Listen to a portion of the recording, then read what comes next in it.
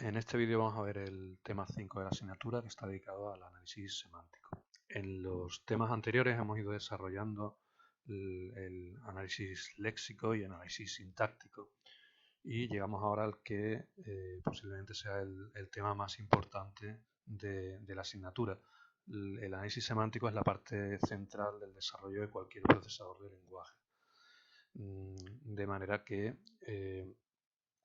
de hecho, el término parser, que es como conocemos a los procesadores de lenguaje, se suele utilizar como sinónimo también de analizador semántico. Bueno, este es el contenido del tema. Vamos a comenzar viendo cuáles son las características del análisis semántico, que serían las siguientes. Bien, el objetivo de un analizador semántico es, en primer lugar, verificar, comprobar la semántica de la cadena de entrada que estamos analizando. ¿Qué es esto de verificar la semántica, de hacer comprobaciones semánticas? Bueno, pues creo que se ve mejor con un ejemplo. Si estamos pensando en que estamos desarrollando un analizador semántico de un lenguaje de programación, pues sería hacer cosas como comprobar que cuando nos encontramos una variable dentro de una expresión, pues esa variable ha tenido que ser declarada previamente. También todo lo que sería el sistema de tipos del lenguaje se incluye dentro de estas verificaciones semánticas. Es decir, que en todo tipo de expresiones los tipos de datos que utilicemos sean correctos. Por ejemplo, no podemos sumar o no podemos multiplicar dos tipos de datos boolean, o no podemos restar o hacer operaciones aritméticas con referencias a objetos.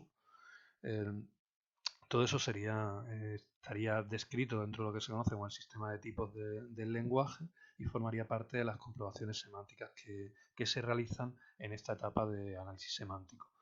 También, si nos encontramos una llamada a una función, pues tendríamos que comprobar que la función a la que estamos llamando pues existe, que el tipo de dato que devuelve es coherente con la posición, el lugar donde nos hemos encontrado esa llamada a la función, dentro de lo que sea el sistema de tipos, que los argumentos de la llamada coinciden con los parámetros de definición de la función.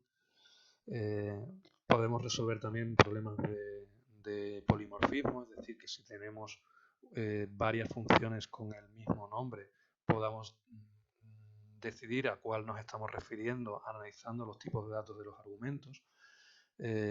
Podemos verificar también que cuando construimos, por ejemplo, un objeto, pues que la clase de ese objeto deba haber sido definida, que el constructor que estamos utilizando para ese objeto existe. Si estamos accediendo a un campo de un determinado objeto, pues que ese campo efectivamente existe, que se llama así, que tienen los permisos adecuados. Todo ese tipo de comprobación son comprobaciones de tipo semántico y entraría dentro de las verificaciones que hay que realizar dentro de esta etapa. En caso de detectar que algunas de estas comprobaciones no se cumplen, pues habría que emitir los correspondientes mensajes de error. Hasta ahora habíamos visto errores de tipo léxico, que fundamentalmente son caracteres que no hemos considerado como parte de la definición del lenguaje. También errores de tipo sintáctico, que se refieren a que en la secuencia de tokens, en la secuencia de componentes léxicos, pues no se responden a la gramática, a la sintaxis del lenguaje que estamos definiendo. Y ahora tendríamos, como ya digo, pues otro tipo de errores, que son estos errores semánticos. En el caso de los errores semánticos, no es necesario sincronizarse como nos ocurría con los errores de tipo sintáctico, sino el hecho de detectar que, por ejemplo, una referencia a una variable, pues una variable inexistente, no nos lleva más allá de indicar, bueno, pues que en esa posición hay un error de tipo semántico, pero no tenemos que sincronizarnos ni avanzar de nuevo, ni consumir tokens hasta tokens de sincronismo, ni nada por el estilo, que era el tratamiento que habíamos visto para los errores de tipo sintáctico. Y realmente el objetivo fundamental del análisis semántico, aunque hacer las verificaciones semánticas forma parte del trabajo que realiza el analizador semántico, el objetivo fundamental es que toda la información que uno está analizando se tiene que almacenar. almacenar en una estructura de datos determinada. Esa estructura de datos es la que se conoce genéricamente como el árbol de sintaxis abstracta. Y eso no es más que una estructura de datos, típicamente tiene la forma de árbol, donde vamos a almacenar toda la información, todo el significado de lo que hemos analizado en nuestra cadena de entrada. Para desarrollar un analizador semántico nos basamos en un concepto lingüístico que se conoce como el principio de traducción dirigida por la sintaxis. Este principio de la lingüística lo que dice es que el significado de una frase está directamente relacionado con su estructura sintáctica. Dentro de lo que sería el plano, digamos, informático del desarrollo de analizadores de lenguajes formales, esto a lo que nos lleva es a que el análisis semántico no va a ser un módulo distinto, un módulo separado del análisis sintáctico, de la misma manera en que habíamos visto que el análisis léxico y el análisis sintáctico los desarrollábamos de manera independiente, eran módulos diferentes, se programaban de manera distinta. En nuestro caso, y dado este principio de traducción que nos dice que la semántica está íntimamente relacionada con la sintaxis, eso lo que nos lleva a que el analizador semántico realmente no es un módulo independiente, sino que va a estar integrado dentro del analizador sintáctico. Es decir, tenemos que modificar nuestros analizadores sintácticos, las implementaciones que hemos desarrollado de analizadores sintácticos, para ampliarlo y que realicen estas nuevas funciones de verificaciones semánticas, informe de errores y de generación del árbol de sintaxis abstracta. ¿Cómo podemos hacer eso? ¿Cómo ampliamos un analizador sintáctico para convertirlo en un analizador semántico? Bueno, pues la base de un analizador sintáctico es una gramática libre de contexto. Para transformar una gramática libre de contexto en algo que nos va a permitir desarrollar un análisis semántico, es decir, construir ese árbol de sintaxis abstracta, esa estructura de datos, pues vamos a transformar las gramáticas libres de contexto en lo que vamos a llamar gramáticas atribuidas. ¿Qué son esas gramáticas atribuidas? Bueno, pues son gramáticas libres de contexto a la que le añadimos unas nuevas propiedades. En particular, a los símbolos de la gramática les vamos a asociar atributos. Estos atributos no son más que contenedores de información. Es decir, nuestros símbolos ahora, aparte del sentido sintáctico que tiene un determinado símbolo, pues además le vamos a asociar atributos, contenedores de información, donde vamos a ir almacenando el significado de lo que hemos ido analizando. ¿Cómo hacemos eso? Es decir, ¿cómo le damos el valor a esos atributos de esos símbolos de la gramática? Pues mediante acciones semánticas, que esa va a ser la segunda modificación que tenemos que hacerle a las gramáticas libres de contexto para convertirlas en gramáticas atribuidas. Por un lado, a los símbolos le asociamos atributos y por otro lado, a las reglas le vamos a asociar también, o vamos a incrustar, vamos a incluir acciones semánticas. Estas acciones semánticas no son más que código escrito en el lenguaje en el que queramos desarrollar el analizador semántico, y ese código está dedicado a calcular el valor de los atributos de los símbolos. Básicamente, aunque no deja de ser código y uno al final va a poder escribir pues, el código que quiera, es libre, es programación, pero el sentido que tienen esas acciones semánticas es que ese código esté dedicado a generar el valor de los atributos de los símbolos. ¿Qué es? Bueno, he hablado ya varias veces del concepto de árbol de sintaxis abstracta. ¿Qué es realmente este árbol de sintaxis abstracta? Siempre hablo de árbol de sintaxis abstracta como estructura de datos. Pues efectivamente es eso, es una estructura de datos donde vamos a recoger toda la información semántica, todo el significado de lo que estamos analizando. Si pensamos en términos de sintaxis, nos podemos encontrar con que hay símbolos que tienen un significado importante, que es importante tenerlos almacenados, y sin embargo también hay otra serie de símbolos que son importantes desde el punto de vista sintáctico, como es el caso de los delimitadores o separadores, que como digo, tienen importancia sintáctica, pero realmente no aportan nada de semántica, no aportan nada de significado. Un punto y coma que me permite identificar dónde termina una instrucción, pues no tiene ningún significado por sí. Simplemente es una herramienta sintáctica para indicar el final. Pero más allá de eso no tiene un significado, una semántica asociada. Aquellos símbolos que sí tengan esa información sí van a ser importantes el incorporarlo, la información asociada a esos símbolos, sus atributos, incorporarlos dentro de esa estructura de datos que vamos a ir construyendo. El objetivo final de las acciones semánticas que hemos dicho que vamos a incrustar, a incluir dentro de las reglas, es ir poco a poco construyendo, generando ese árbol de sintaxis abstracta. Vamos a ver un ejemplo que espero que os aclare los conceptos que estamos viendo, que sería, bueno, pues, este que tenéis aquí. Imaginaos una cadena de entrada que fuera esto que tenemos aquí, a es igual a b más c, punto y coma, y que, bueno, esta entrada corresponde a una instrucción de asignación. Pues tendríamos una gramática libre de contexto con una serie de símbolos y de reglas que nos describen, por ejemplo, las instrucciones de asignación, y al analizar esta cadena de entrada,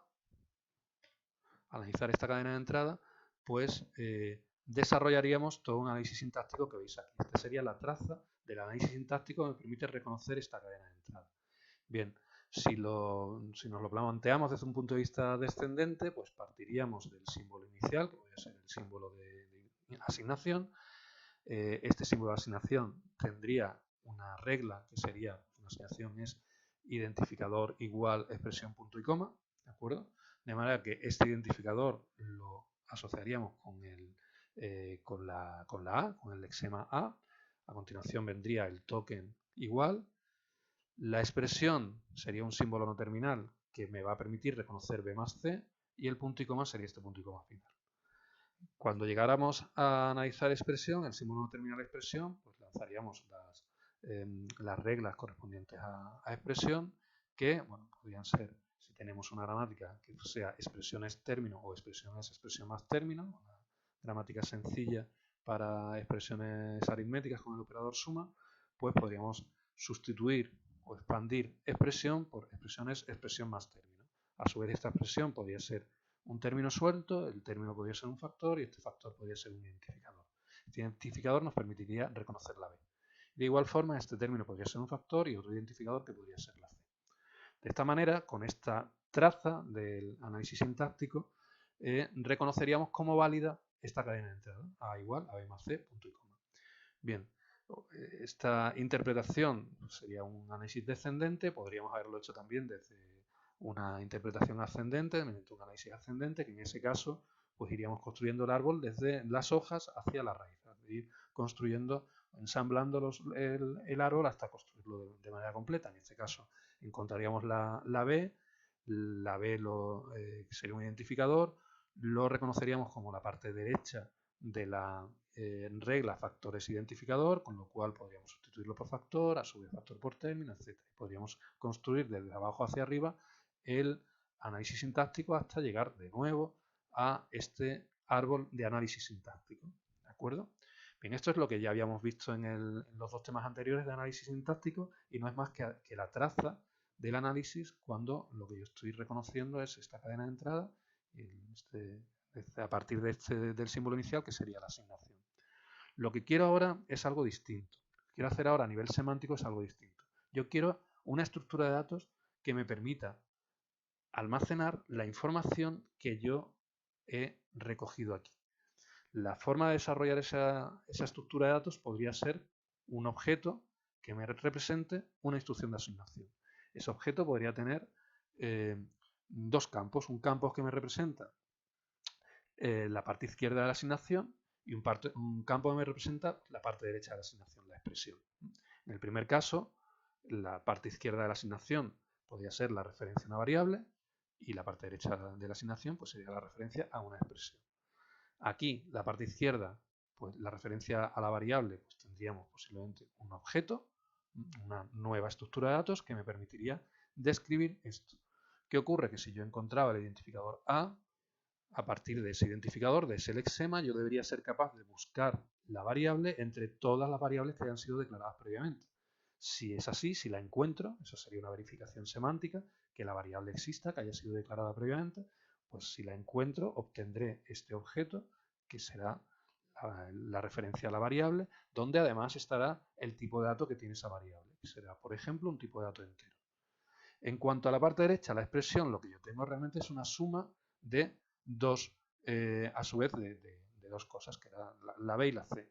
Bueno, pues yo voy a representar la expresión como una operación suma que tiene una parte izquierda y una parte derecha.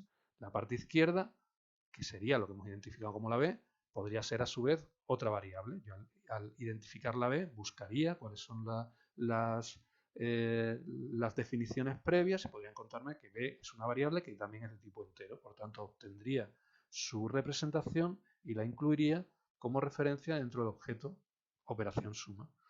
Y quizás en la parte derecha, la C, al buscarla, resulta que es una constante, que la he declarado previamente como constante. Y a partir de ese identificador C, yo obtengo un objeto que me representa la constante, donde me indica que el tipo de dato de la constante es de tipo entero y que además su valor en este caso es 5. Bien, pues además yo podría comprobar el sistema de tipos que me indicaría que yo puedo sumar un entero con otro entero. Esto es una operación válida. La suma, por tanto, es una suma de tipo entero. Y la asignación estaríamos calculando un valor de tipo entero y asignándole una variable de tipo entero. Y por tanto también el sistema de tipos nos diría que esto es correcto. Por tanto, estaríamos por un lado haciendo todas las verificaciones semánticas de que las variables existen, las constantes existen, las comprobaciones también semánticas en cuanto a los tipos de datos y en cuanto al objetivo fundamental, que es almacenar la información de alguna forma, pues estaría construyendo esta estructura de datos. Esta estructura de datos pues tiene parecido al árbol de análisis sintáctico, a lo que sería la traza, pero son estructuras diferentes. De hecho, esto sí es una estructura que se almacena en memoria, mientras que, como os expliqué también en temas anteriores, un árbol de análisis sintáctico no corresponde a una estructura de datos en memoria, corresponde simplemente a la traza del análisis sintáctico que vamos realizando. Bien, como digo, a la hora de desarrollar un análisis semántico debemos transformar las gramáticas libres de contexto en gramáticas atribuidas. Bien, las gramáticas atribuidas van a ser gramáticas libres de contexto, donde, como digo, hemos añadido dos propiedades. Por un lado, los símbolos del lenguaje, los símbolos de la gramática, van a tener atributos. Los atributos van a ser contenedores, campos, si queremos verlo así, donde vamos a almacenar información de cualquier tipo de datos que nos haga falta. Y por otro lado, las acciones semánticas van a ser fragmentos de código que podemos incluir dentro de las reglas. Esos fragmentos de código lo que me van a permitir es darle valor, calcular el valor de los atributos de los símbolos. Bien, cuando hablamos de atributos es importante entender, y esta es de las cosas que suele resultar al principio más complicado de entender, que hablamos siempre de dos tipos diferentes de atributos. Los atributos pueden ser atributos sintetizados o atributos heredados. ¿Qué es un atributo sintetizado? Hemos dicho que un atributo es un contenedor de un valor. Un atributo sintetizado es un atributo que va a almacenar un valor que se puede calcular a partir de la información que uno recopila que da lugar al símbolo. Es decir, si yo tengo algo, por ejemplo, una regla de tipo el símbolo A es BCD, si un atributo sintetizado de A sería una información que me representa y que yo voy a almacenar en A, que puedo construir a partir de la información que yo recopile de B, de C y de D. Eso es entonces un atributo sintetizado. Dentro del esquema del árbol de análisis sintáctico, el cálculo de un atributo sintetizado refleja un flujo de información ascendente. ¿En qué sentido ascendente? Voy a retroceder un momentito hacia el árbol de sintaxis de análisis sintáctico que teníamos aquí. Ascendente en el sentido de, si yo tengo, por ejemplo, expresión es, expresión más término, yo podría calcular un atributo de esta expresión, de este símbolo, a partir de los atributos, la información de estos tres de abajo. Por tanto, el flujo de información va en el árbol desde aquí abajo hacia arriba. O si queremos, en el caso de la asignación, yo podría representar la asignación generando el objeto correspondiente a partir de información que me llega del identificador, perdón, del identificador y de la expresión. Con esa información del identificador de la expresión yo tendría esta referencia y podría construir este objeto dándole valor a sus campos. Como digo, esto representa un flujo de información ascendente en el árbol y se conocen a este tipo de atributos como atributos sintetizados. El segundo tipo de atributos son atributos heredados. Un atributo heredado es una información que conoce el símbolo antes de ser analizado. Es decir, una información que de alguna manera le vamos a pasar al símbolo. Cuando yo voy a reconocer el valor de A, yo voy a reconocer el símbolo A, puede que haya información que yo le pase al símbolo A y que a su vez este símbolo A se lo podría pasar al B o al C o al D. Por ejemplo, algo como esto, que el símbolo C yo le paso información que a su vez le han pasado a A como atributo heredado y que ha generado B también posiblemente como atributo sintetizado.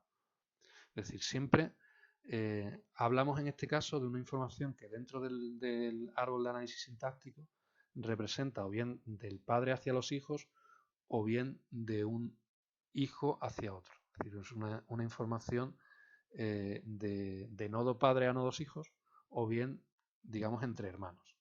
Eso sería un flujo o bien descendente o bien horizontal. Un flujo de información me refiero.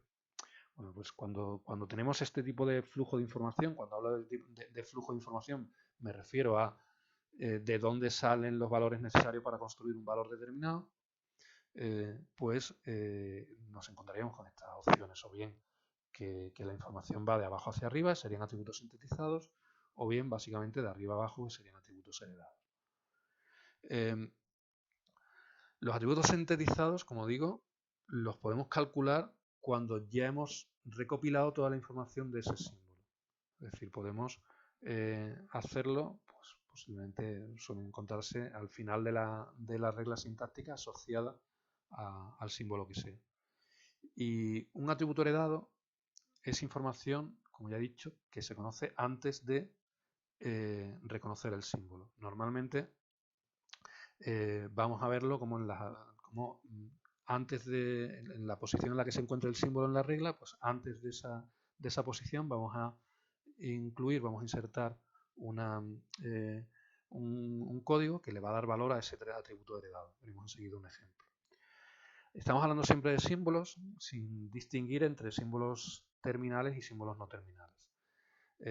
Los símbolos terminales, lo que llamamos token, pues vamos a considerar que por supuesto también tienen asociada información, solo que en el caso de los tokens, esa información, puesto que el token lo genera el análisis léxico, esa información, esos atributos, pues la información que el analizador léxico introduce en el token. Esa información, que no dejan de ser los campos que tienen que habíamos definido para los objetos tokens, pues típicamente, o lo más importante, podemos considerar que son dos. Por un lado, la categoría léxica del token, es decir, a qué categoría pertenece el token, si es un identificador, si es un literal de tipo entero, un literal de tipo boolean, es una palabra clave o lo que sea. Y quizás el más importante, desde el punto de vista semántico, pues porque es del que vamos a extraer la información, que es el lexema. Para nosotros los atributos de los tokens van a ser siempre atributos sintetizados, es decir, el analizador léxico sintetiza esos valores, nos devuelve esos valores, y esos valores de los tokens nosotros los vamos a utilizar para ir construyendo la información, los atributos de los símbolos no terminales. Vamos a ver un ejemplo que espero que os ayude a entender todo lo que estamos hablando, que sería el de las declaraciones de variables en C. Bueno, en C o en cualquier lenguaje del estilo de C. Lo que pretendemos es reconocer una cadena de este estilo, algo como int x y z punto y coma o int x, y, z punto y coma, que nos permite, esto sería una declaración de variables donde realmente estamos declarando no una, sino una lista de variables. Todas las variables x y z en este caso serían del mismo tipo, sería del tipo int. Por hacer las cosas más sencillas, vamos a considerar que solo reconocemos dos tipos de datos, que van a ser int o float, y que vamos a representar mediante un código, si tenemos un tipo de dato int o un tipo de dato float, que vamos a considerar que ya se han declarado en algún sitio, es la constante entero y la constante real. Bien, lo que pretendemos es analizar esto, es decir, reconocer esta cadena de entrada y generar una estructura de datos que me almacene esta información. La estructura de datos que quiero en este ejemplo generar, pues va a ser, voy a saltar esto un momento, va a ser lo que tenemos aquí. Pretendo generar una lista, ¿de acuerdo?, de elementos donde cada elemento va a describir a una de las variables que he declarado. Tendría entonces la variable x, la variable y la variable z. La estructura de datos que quiero construir es una lista donde cada elemento tiene un puntero al siguiente, como es el caso de todas las listas que conocemos. Y además tendremos, por tanto, el puntero al siguiente, la referencia al siguiente elemento, que será el campo sig. Tenemos el nombre de la variable, el identificador de la variable, que será el campo nombre. Tenemos en el primer caso la x, la y, la z. Y vamos a tener también un campo que es el tipo de dato de la variable, puesto que estamos pretendiendo representar la cadena de entrada int x y z, pues esto diría que el tipo de dato es entero, es decir, estamos declarando una variable llamada x de tipo entero, el puntero al siguiente es una variable llamada y de tipo entero, y sobre el puntero al siguiente sería una variable llamada z de tipo entero. El siguiente ya estaría a nulo. La raíz de la estructura de datos, la referencia a la estructura de datos completa, sería esta referencia que tenemos aquí. Sería, en este caso, el puntero al primer elemento de la lista. Bueno, por formalizar esto un poco mejor, usando Java, pues los elementos de la estructura de datos los vamos a definir como objetos de la clase lista. Vamos a definir una clase lista que tiene tres campos, el campo tipo, el campo nombre y el campo sig. Tipo va a ser un int, me va a permitir almacenar el tipo de dato de la variable. Hemos dicho que va a ser, el valor será o bien la constante entero o bien la constante real. Hay otro campo que es el nombre, va a ser un string, que me va a permitir almacenar el lexema, el identificador de la variable. Y a su vez una referencia al siguiente elemento de la lista, que ese es el campo sig. Vamos a considerar que tenemos un constructor donde le pasamos los valores de los tres campos y simplemente, como veis, el constructor lo que hace es asignar los tres valores a los campos correspondientes. Bien, ese es el objetivo. Esta es la descripción de la estructura de datos que yo pretendo utilizar, objetos de esta clase o elementos de esta clase, y este es el aspecto que tiene la estructura completa. Lo que llamamos entonces el árbol de sintaxis abstracta. Bien, ¿cómo lo vamos a hacer? Hemos dicho que nos basábamos en una gramática libre de contexto. Nuestra gramática de partida, en este ejemplo que estamos viendo, va a ser esta que tenemos aquí. Tenemos el símbolo inicial, que es la declaración de una lista de variables, el símbolo D. La regla de este símbolo inicial es t, l, punto y coma, donde t, como veis aquí, describe el tipo de dato. T me va a permitir reconocer o float o int. Y l me permite reconocer la lista de identificadores. Esto es, L es identificador L' o LP, LP es coma identificador LP o LP es lambda. Vamos a indicar, como tenemos que jugar enseguida con los atributos de cada símbolo, este símbolo LP tiene atributos diferentes de este símbolo LP. Es decir, dentro de lo que sería las reglas yo me puedo encontrar el mismo símbolo varias veces. En este caso me lo puedo encontrar como aquí en la parte izquierda y en la parte derecha. Normalmente lo que voy a hacer es distinguirlos mediante subíndices, ¿de acuerdo? De manera que el EP1, el utilizar el subíndice 1 aquí me va a permitir distinguir este símbolo de este cuando tenga que analizar esta regla. Bien, esta sería la gramática libre de contexto en este ejemplo de la declaración de una lista de variables. Bien, ¿qué necesito para generar la estructura de datos? ¿Cuáles son esos atributos? Bueno, pues los atributos que yo voy a necesitar son los siguientes. El símbolo inicial de la gramática habíamos dicho que era la D, ¿de acuerdo? Es este símbolo D. Y yo necesito construir la referencia completa al árbol de sintaxis abstracta. La referencia es este puntero que tengo aquí. Entonces sería una referencia a un elemento de tipo lista, ¿de acuerdo? Bien, esto es algo común siempre en los símbolos iniciales de la gramática. Siempre nos vamos a encontrar un atributo que es de tipo sintetizado que contiene la referencia al árbol de sintaxis abstracta completo. En nuestro caso, la estructura de datos, el árbol de sintaxis abstracta, va a ser una referencia a un objeto de la clase lista. Por tanto, el atributo voy a llamarle S y va a ser referencia a un objeto de tipo lista. El atributo va a ser un atributo sintetizado y, como digo, lo que contiene, la información que almacena, va a ser la referencia completa a toda la estructura de datos, a todo el árbol de sintaxis abstracta. Para representar la información de T puede ser o bien float o int, luego me va a describir el tipo de datos de la lista y hemos dicho que ese tipo de datos lo vamos a utilizar, lo vamos a representar mediante un código que es o bien el valor entero o bien el valor real. Pues eso es un int que me describe el código asociado al tipo de datos, que sea el valor entero o real. Si volvemos a la gramática, nos encontramos con que L reconoce X, Y, Z. Es decir, el símbolo L es el responsable de reconocer dentro de la estructura de datos tanto la X como la Y como la Z, como digamos el hecho de que detrás de la X viene la Y y detrás de la Y viene la Z. Esto me permitiría que la L me construyera ya toda esta estructura. Tengo un problema y es que para construir los objetos yo tengo que darle el tipo de dato, que en este caso sería tipo de dato entero. Pero L reconoce solamente los identificadores, no el tipo de dato. ¿De dónde saco entonces esa información? ¿De dónde saco el tipo de dato? El tipo de dato lo tiene T y lo va a necesitar L. Luego yo puedo pasarle a L esa información que necesita. Eso es lo que llamamos un atributo heredado. De manera que L va a tener un atributo heredado, llamarle H, que me va a representar esa información, es decir, el tipo de dato que yo he reconocido antes en el símbolo T. L va a generar como atributo sintetizado pues, toda esta información.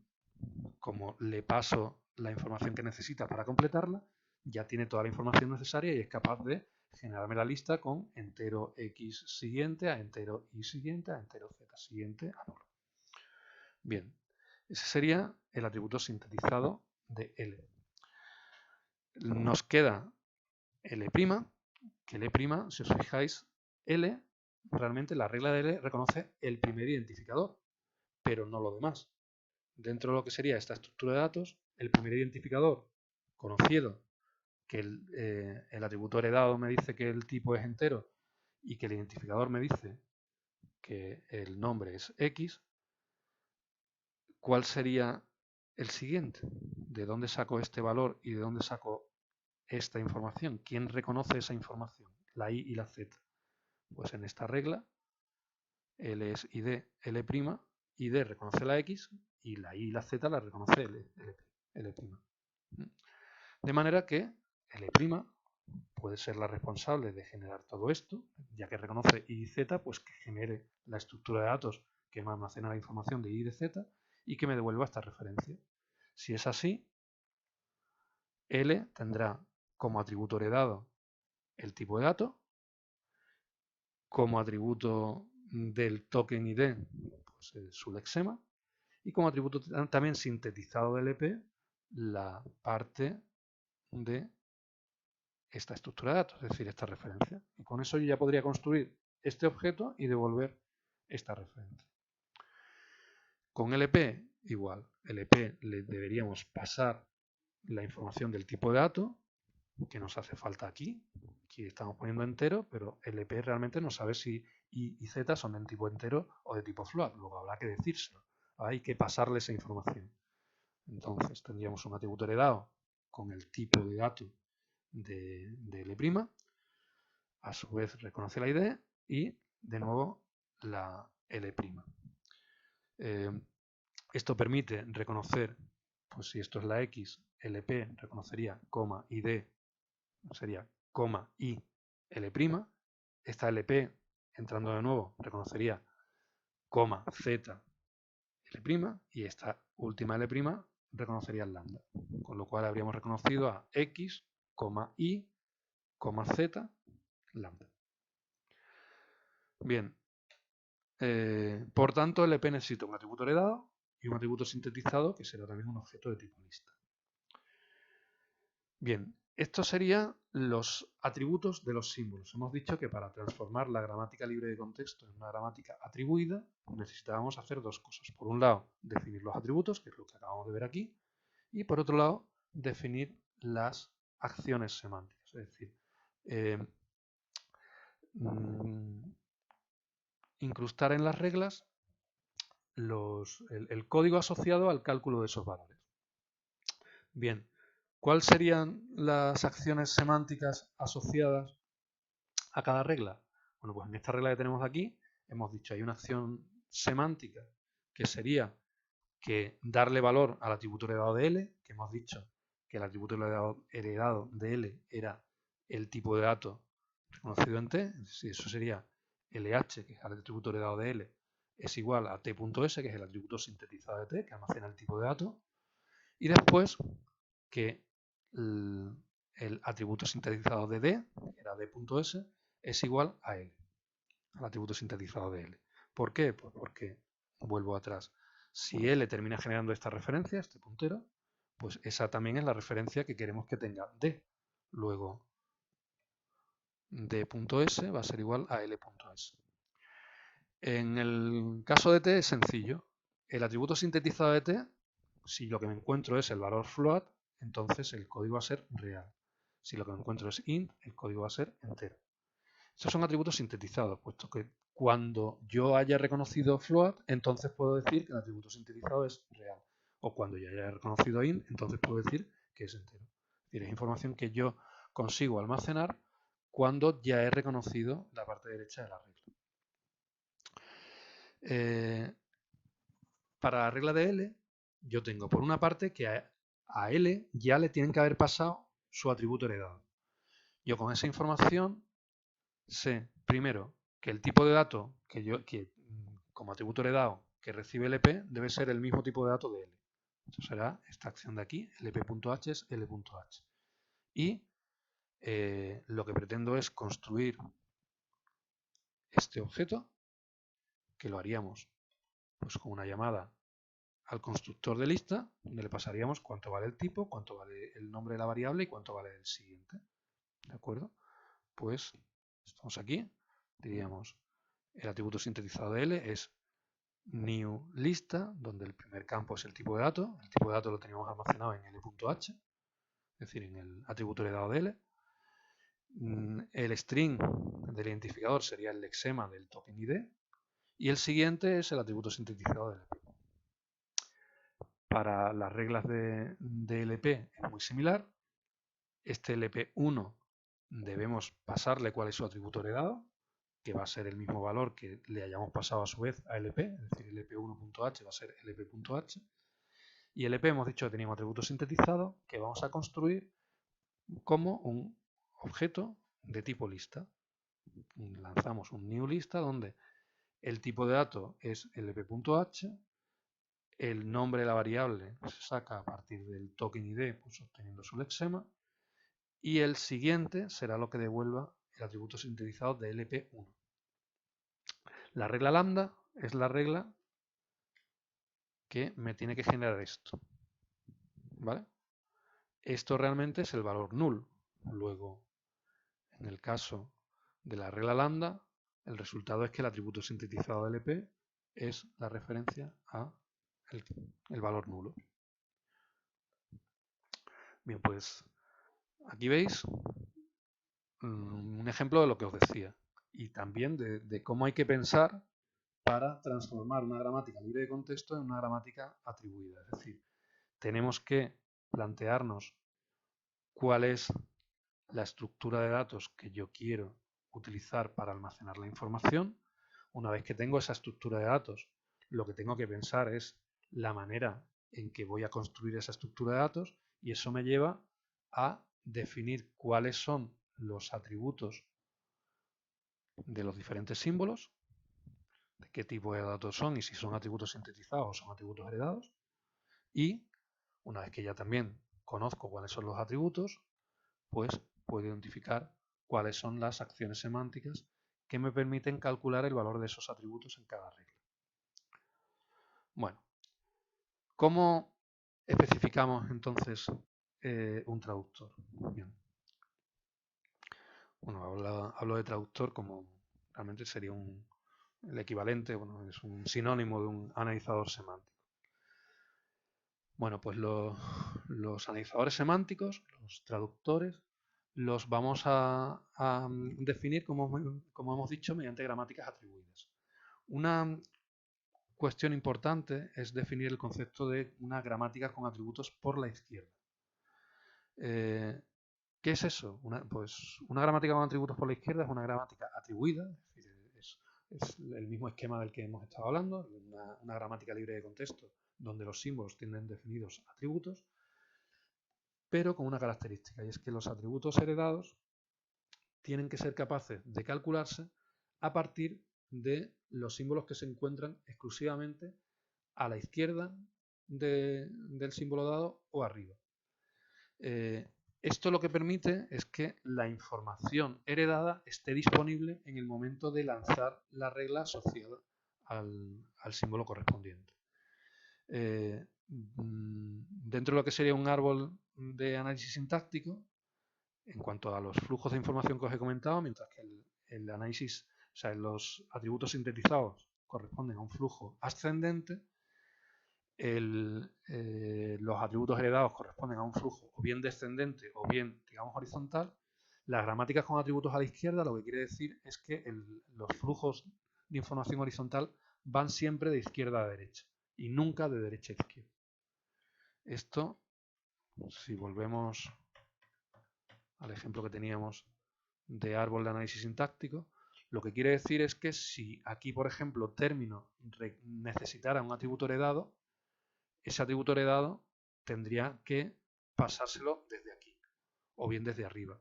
Pero nunca podría ser que expresión necesitara un atributo heredado y que ese atributo heredado lo tuviéramos que obtener a partir de la información de término. ¿Por qué razón? Pues porque cuando yo lanzo expresión, yo todavía no he lanzado término. Por tanto, yo todavía no he generado los atributos sintetizados de término. Por tanto, utilizar la información de término para la información heredada de expresión me obliga a hacer varias pasadas. Tendría que hacer una primera pasada donde yo consigo calcular el atributo sintetizado de término para, de alguna forma, después podérselo pasar hacia atrás. En la segunda pasada, que ya lo tendríamos disponible, sí podríamos usar ese valor. El problema es que si queremos hacerlo de una pasada, el atributo heredado de expresión debe estar disponible antes de que yo consiga reconocer término, que no sé si vendrá término o vendrá otro símbolo o lo que sea, o qué valor tendrá ese atributo.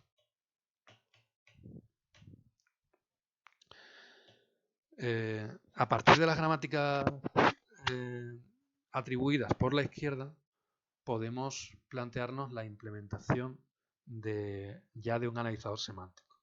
El esquema que vamos a utilizar, lo que vamos a construir, se conocen como esquemas de traducción dirigidos por la sintaxis. La sigla en español sería ETDS, que nos va a aparecer frecuentemente, sobre todo en los boletines de problemas de este tema. y representa un formalismo para construir analizadores semánticos de una única pasada. Es decir, que haciendo un único análisis de la cadena de entrada se puede construir la estructura de datos completa. Si la gramática es atribuida a la izquierda, lo que generamos tiene el formato, tiene la forma de un ETDS, de un esquema de traducción dirigido por la sintaxis, podré generar un analizador semántico, como digo, de una sola pasada. ¿Qué características tiene este ETDS, estos esquemas? Pues que las acciones semánticas las vamos a describir entre llaves y pueden estar en cualquier punto de las reglas. Estas acciones semánticas pues son fragmentos de código en el lenguaje de programación en el que queramos desarrollar, en el que queramos implementar el analizador semántico, y puesto que es código, en principio, aunque el objetivo de las acciones semánticas es asignar el valor a los atributos, pues no tienen por qué ser exclusivamente acciones semánticas que den valor a los atributos, es decir, no tienen por qué ser exclusivamente instrucciones de asignación. Eso es código y podemos incluir ahí cualquier código que queramos. De hecho, se suele incluir no solo instrucciones de asignación, sino instrucciones de verificación, de comprobación de toda la semántica, de todas las verificaciones semánticas y, pues, como digo, cualquier otro tipo de código que nos pueda hacer falta en un momento dado.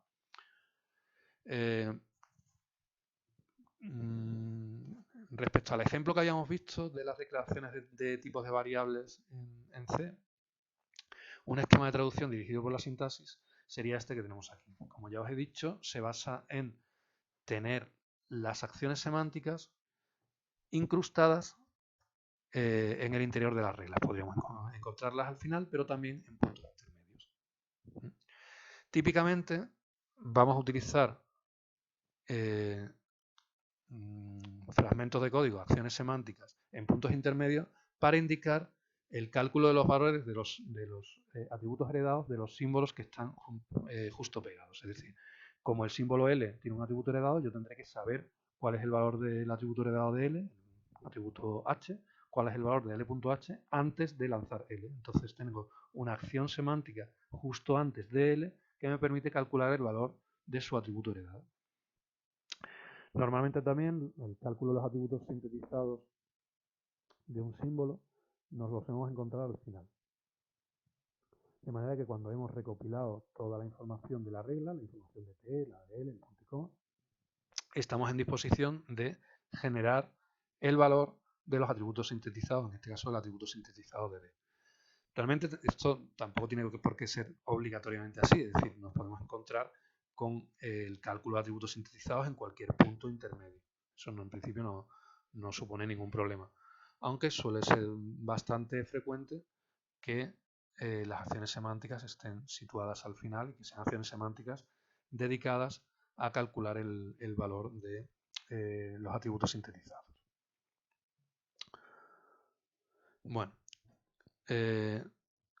con esta idea de cómo lo haríamos, una vez que tenemos definido, digamos, sobre el papel estas gramáticas atribuidas, estos esquemas de traducción, la cuestión es cómo se implementan. Es decir, habíamos visto en análisis sintáctico que a la hora de la verdad, cuando yo quiero implementar un analizador sintáctico, me puedo hacer un analizador, por ejemplo, un analizador sintáctico descendente recursivo, y eso lo hacíamos de determinada forma, es decir, calculábamos los conjuntos de predicción de cada regla y después asociamos una función a cada símbolo no terminal de la gramática.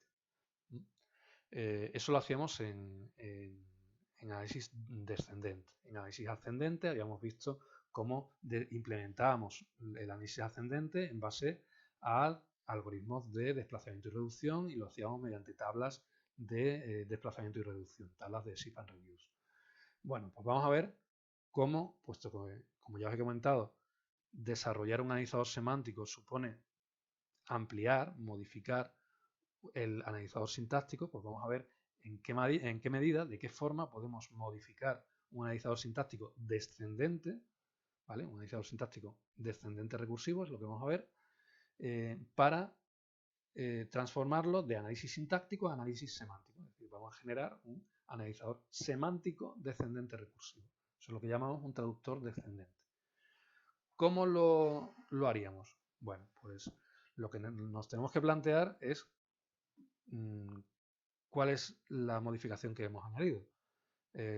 Los analizadores descendentes recursivos los habíamos construido a partir de gramáticas libres de contexto, asociando a cada símbolo una función. Esa función lo que hace es analizar el símbolo, reconocer el símbolo. Bien, ahora lo que nos hemos encontrado es que en lugar de gramáticas libres de contexto tenemos gramáticas atribuidas. Gramáticas atribuidas que se caracterizan porque tienen atributos y tienen acciones semánticas, es decir, código incrustado en las reglas. Bueno, ¿en qué medida tengo que modificar mi forma de hacer analizadores sintácticos descendentes para incorporar estas dos características, los atributos y las acciones semánticas? Bueno, pues es bastante sencillo. El caso del análisis descendente es especialmente simple. ¿Qué es un atributo heredado? Un atributo heredado representa información que yo conozco antes de analizar un símbolo y que me va a ayudar a analizar ese símbolo. Si en un análisis ascendente a cada símbolo le asocio una función, un atributo heredado será información que yo conozco antes y que le paso a la función. ¿Eso qué es? Pues eso no es más que un argumento de llamada a la función. Entonces es bastante obvio. Es información que yo tengo y que le paso a la función, por tanto estamos hablando de lo podemos representar mediante los argumentos de llamada. ¿Qué sería un atributo sintetizado? Un atributo sintetizado es la información que tiene el símbolo cuando ya he terminado de analizarlo. Bueno, pues, ¿qué información tiene una función cuando ya he terminado de ejecutarla? Pues eso sería la información que devuelve la función. Es decir, los atributos sintetizados van a ser los valores devueltos por la función asociada a cada símbolo. Uno puede plantearse qué ocurre si yo quiero tener dos atributos sintetizados. Yo no puedo hacer que una función devuelva dos valores. Bueno, pues lo que sí puedo hacer es que una función devuelva una estructura que tiene dos campos que no almacenan esos dos valores. Es decir, tampoco supone ningún problema. Bien, esa sería la manera de incorporar los atributos a los analizadores sintácticos descendentes.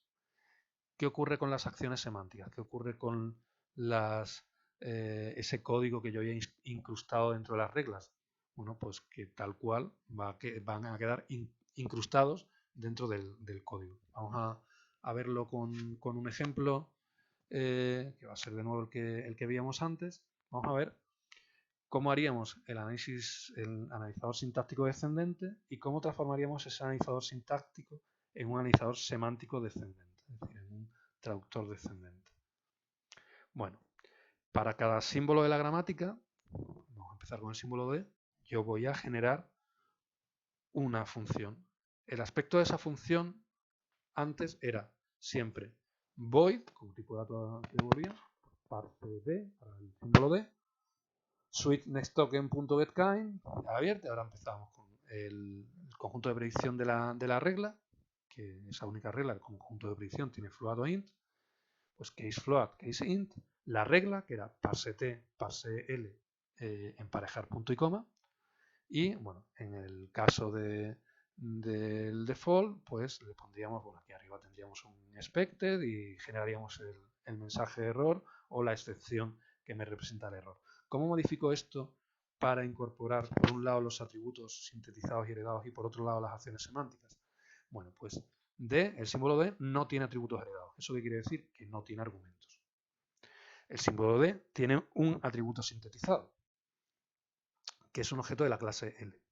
¿Qué quiere decir eso? Bueno, pues que la función asociada a D, parse D, va a devolver un valor de tipo L. Bueno, he puesto L, sería list. Bien, luego parse D debe devolver un objeto de tipo lista.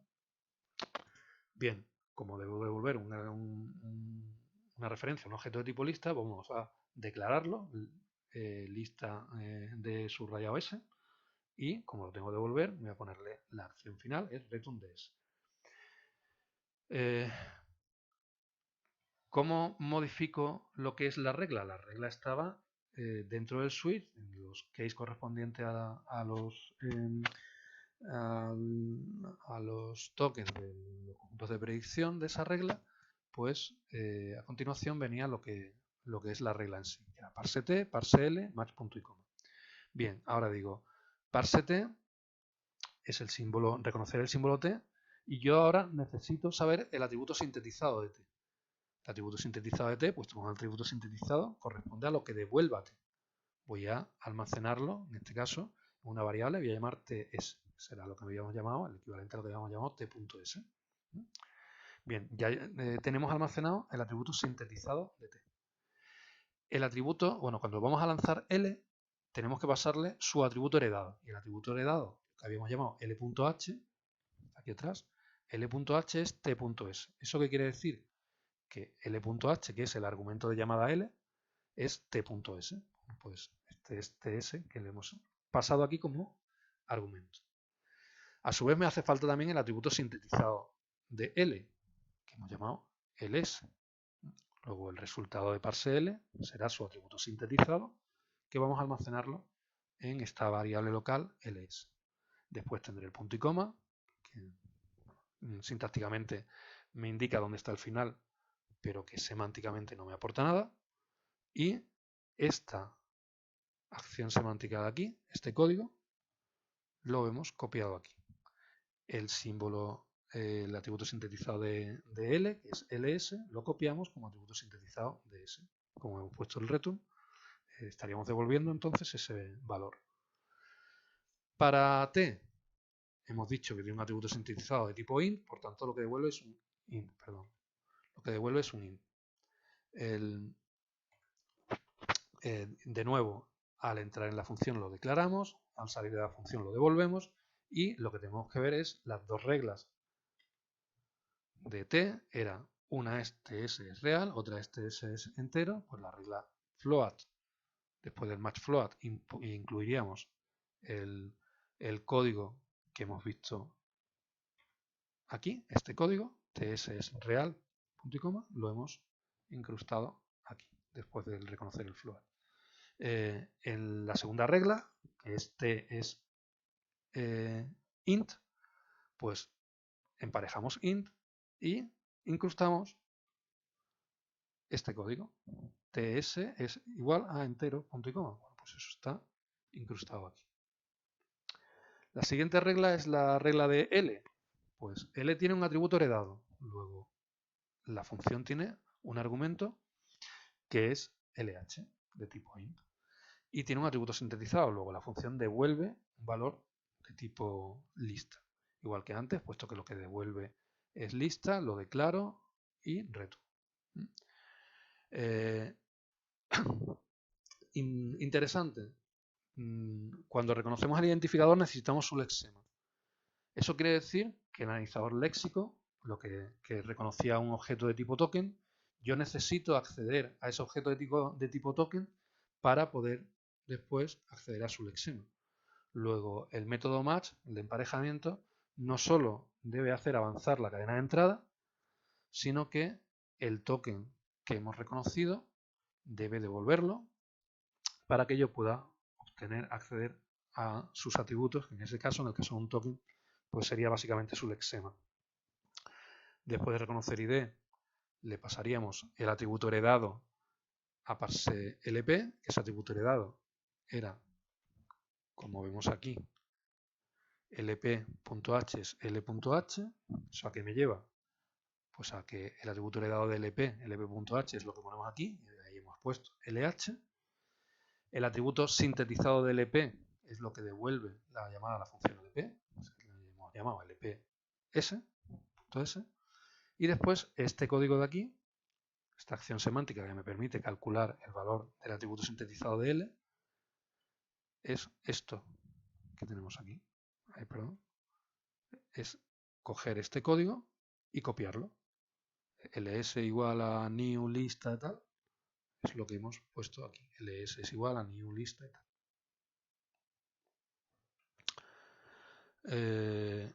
Para LP era muy parecido.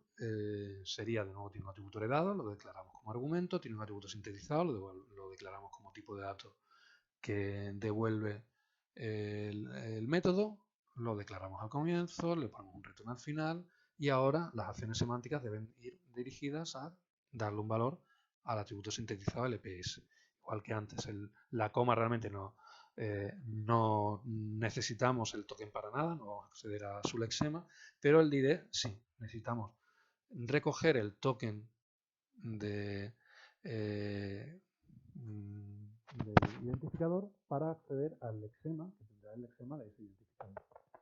Igual que antes la llamada al atributo heredado de LP, se lo pasaríamos como argumento, el sintetizado lo obtenemos como lo que devuelve a CLP y este código pues sería la copia de la acción semántica que hemos visto.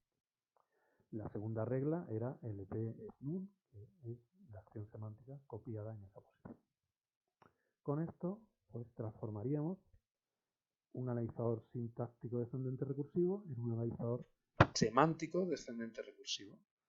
Como ya digo, es bastante sencillo. La estructura es exactamente la misma, es decir, la estructura de los métodos es igual, tienen su switch, next token, get kind, case, etc. Eso es igual.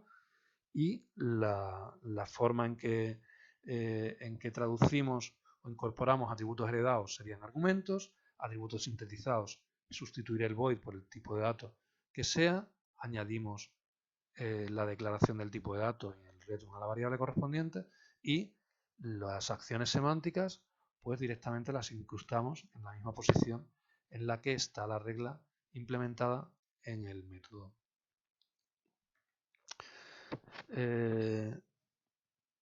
Para terminar este vídeo vamos a ver cómo implementaríamos los traductores ascendentes. En el caso de los traductores ascendentes es un poco más complejo por la razón siguiente. Cuando pensamos en un análisis ascendente, lo que estamos haciendo, nuestra traza, nuestro algoritmo de desplazamiento y reducción, sobre lo que opera es sobre una pila de estados. Si recordáis que es realmente un estado lo generábamos en ese autómata reconocedor de prefijos viables. Cada estado tiene asociado un conjunto de elementos y esos elementos pues serán reglas punteadas. ¿Qué ocurre? Que un estado no está asociado con una única regla, un estado está asociado con muchas reglas. Entonces, no hay una equivalencia, como hemos visto en el análisis descendente, entre función y símbolo, sino que aquí lo que tenemos son estados y un estado está asociado no a un símbolo, sino a muchos símbolos al mismo tiempo. ¿Cómo lo hacemos entonces en este caso? Bien, creo que se ve más fácil si vemos un ejemplo, porque os voy a llamar la atención respecto de una característica que tiene los autómatas reconocedores de prefijos viables. Supongamos que tenemos esta gramática, es E más T, es T es NU o T es paréntesis abierto, expresión paréntesis cerrado. Esto no es más que una expresión formada por la suma de términos, donde los términos pueden ser o bien números o bien nuevas expresiones entre paréntesis. Aquí vemos un ejemplo de una cadena que sería aceptada, puesto que tenemos bien, un término sería una expresión entre paréntesis, esto también sería un término, y una expresión pues es un sumatorio de términos. Bien, cuando hacemos el algoritmo de generación del autómata reconocedor de prefijos viables, obtenemos algo como esto. Estos serían los diferentes estados que vamos obteniendo. Bien, ¿qué característica tiene el autómata que estamos generando de esta forma? Pues que a cada estado, si os fijáis, sí podemos asociarle un símbolo. Podemos asociarle el símbolo de las transiciones que llegan a ese estado. Si os fijáis, desde este estado yo tengo transiciones que salen del estado con num, con t, con e, pero todo lo que llega a este estado son transiciones con paréntesis abiertos. Todo lo que llega al estado S3, por ejemplo, son transiciones con num. Todo lo que llega al estado S5, tenemos aquí, son transiciones con más. Todas las transiciones que llegan al estado S2, por ejemplo, que está aquí y aquí, pues son transiciones a las que se llegan mediante el símbolo T. Es decir, sí hay una forma de asociar símbolos a estados, que corresponden al símbolo que conduce a llegar a ese estado. Bien, esto hace que yo pueda asociar, puesto que el funcionamiento de un análisis ascendente consiste en tener una pila de estados. Si yo puedo asociar a cada estado un símbolo, pues puedo llevar en paralelo la pila paralela de símbolos. ¿De acuerdo? Esto quiere decir que si a los símbolos yo le asocio atributos, yo puedo llevar la pila en paralelo de los atributos de los símbolos asociados. Realmente estos símbolos que nos van a hacer falta, vamos a ver enseguida que son los atributos. Los atributos que vamos a apilar serían los atributos sintetizados para cada símbolo. Mientras que el análisis sintáctico ascendente utiliza una pila de estados, el análisis semántico ascendente utiliza una doble pila. Por un lado, los estados y por otro lado, en paralelo, los atributos del símbolo asociado a ese estado. Bien, eso sería en cuanto a los atributos sintetizados. Podemos almacenarlos en la pila. ¿Qué pasa con los atributos heredados? Pues ya os aviso, los atributos heredados son difíciles de tratar. La parte buena es que generalmente no hacen falta. Es decir, en un analizador semántico ascendente normalmente no es necesario hacer uso de atributos heredados. Si fuera necesario, la solución habitual es, dentro de la implementación, usar los atributos heredados como variables globales, en las que desde cualquier punto del código yo pueda acceder, darle el valor que sea y recuperar el valor en cualquier momento. Es la solución, aunque como ya digo, lo normal es que en un análisis ascendente no aparezcan, no se necesiten definir atributos heredados. La tercera propiedad en cuanto a las gramáticas atribuidas será el tema de las acciones semánticas. Bien, ¿cuándo ejecutamos una acción semántica? Las acciones semánticas las hemos incrustado dentro de las reglas.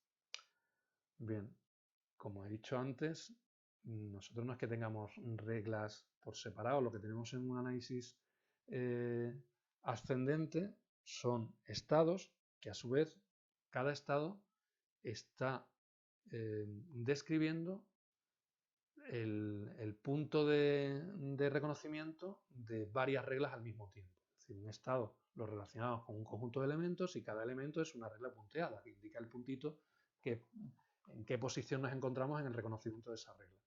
Por tanto, un estado como tal no lo podemos relacionar con una única regla. ¿Qué podemos relacionar con una regla en concreto para poder vincular la acción semántica? Bueno, pues hay un momento en el que sí decimos que ejecutamos una regla, que es la acción de reducción. Cuando hablamos de reducir una regla, lo que estamos diciendo es que hemos llegado con el punto al final de la regla, por tanto hemos reconocido la regla completa y en ese momento aplicamos la regla que consiste en sustituir toda la parte derecha por esa parte izquierda.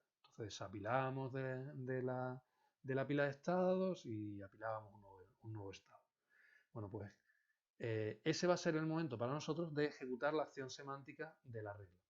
Eso es válido para las acciones semánticas que estén al final de una regla. Es decir, cuando yo llego al final de una regla, puedo aprovechar que yo voy a reducir esa regla para, antes de desapilar nada, pues ejecutar el código que yo incorporaba al final de la regla.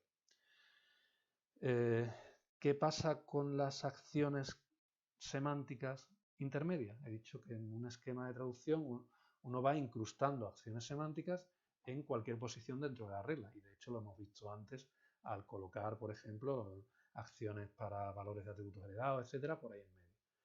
¿Cómo se tratan? Bueno, lo ideal es, como también os dije antes, que las acciones semánticas dedicadas a darle valor, a generar el valor de los atributos sintetizados, estén colocadas al final.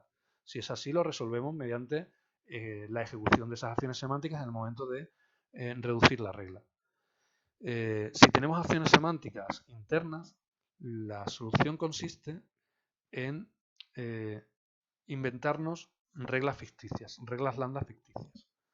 Lo que vamos a hacer es sustituir la acción semántica por un marcador y generar una regla ficticia de ese marcador que sea una regla lambda que lleva asociada la acción semántica. Creo que vais a ver, lo vais a ver más claro con un ejemplito enseguida. Bien, como ya os he comentado, si hacemos nuestro análisis ascendente para encontrar nuestra tabla de desplazamiento y reducción, generamos el autómata reconocedor de prefijos viables y de aquí sacábamos los estados, sacábamos el contenido de la tabla, pero también podemos sacar información sobre cuál es el símbolo que vamos a asociar a cada estado.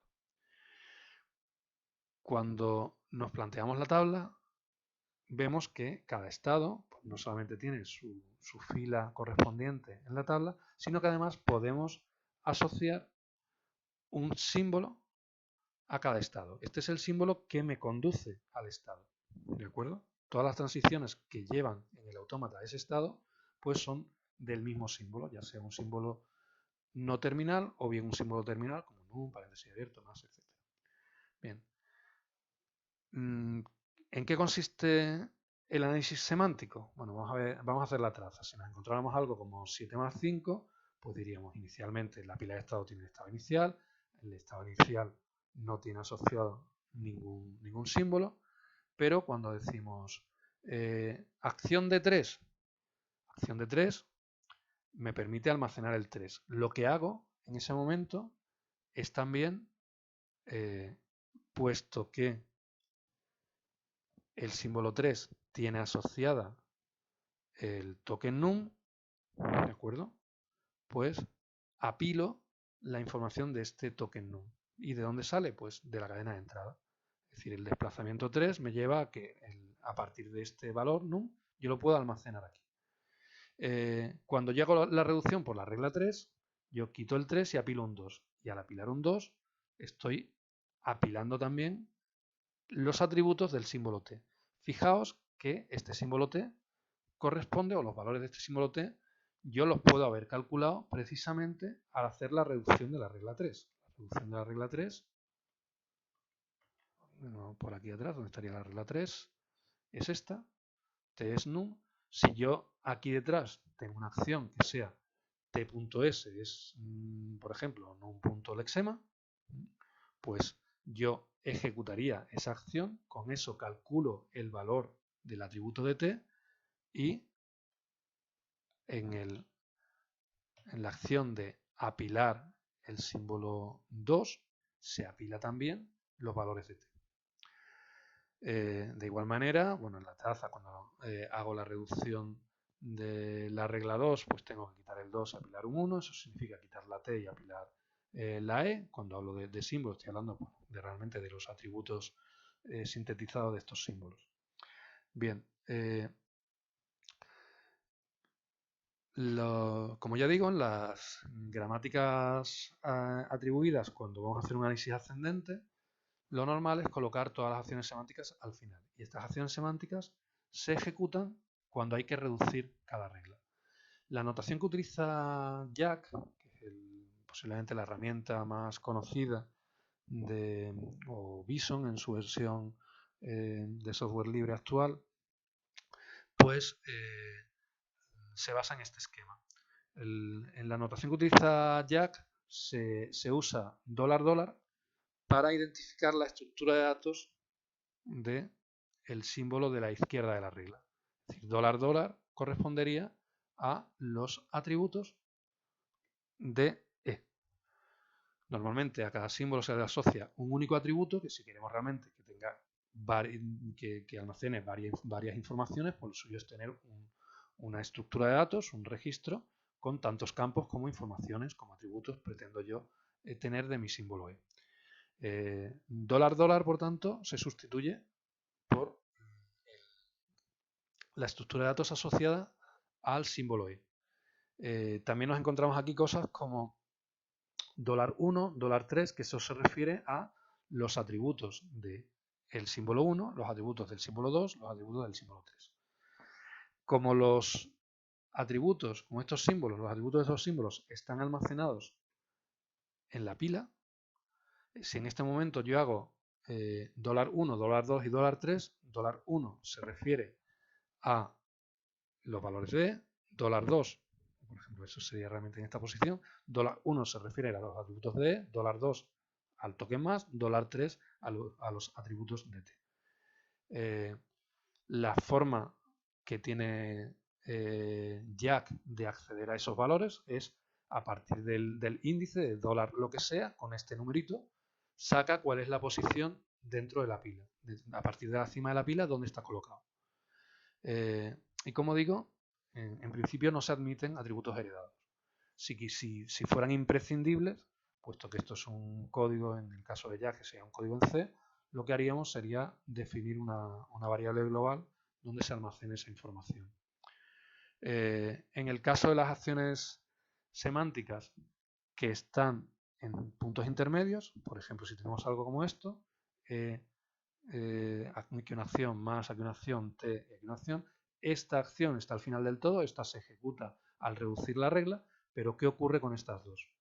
Pues estas dos realmente el tratamiento que se le da es que se sustituye la acción semántica por marcadores, que es como si fueran nuevos símbolos no terminales auxiliares. Y este marcador 1 realmente tiene una única regla, que es la regla lambda. Luego, reconocer M1 es ejecutar esta acción, que sería reconocer M1 aquí, es ejecutar esa acción. De esta forma, todas las reglas tienen las acciones semánticas al final y se pueden asociar con actuaciones vinculadas a la reducción de la regla. Bueno, pues con esto terminamos este vídeo. Lo que nos queda del tema es ver ejemplos de las estructuras de datos más comunes y del tipo de gramáticas más comunes que nos vamos a encontrar, que lo explicaremos, este último apartado, junto con los ejercicios del tema 5.